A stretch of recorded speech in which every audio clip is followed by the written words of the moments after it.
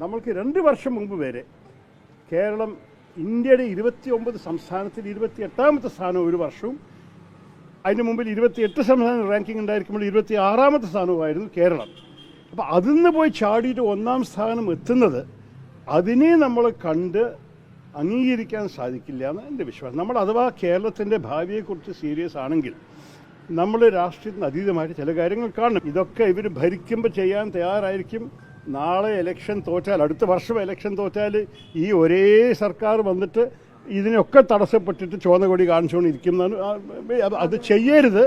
ഞാൻ അതുകൊണ്ടാണ് എൻ്റെ എഴുത്തിലത്തെ അവസാനത്തെ പാരഗ്രാഫ് എന്തായിരുന്നു, എല്ലാ പാർട്ടികളും ഈ കാര്യത്തിൽ ഒരേ ഒറ്റക്കെട്ടായിട്ട് നിൽക്കണം. അത് ആര് ഭരിക്കുകയാണെങ്കിലും നമ്മൾക്ക് കേരളത്തിന് ഇതാണ് ആവശ്യം.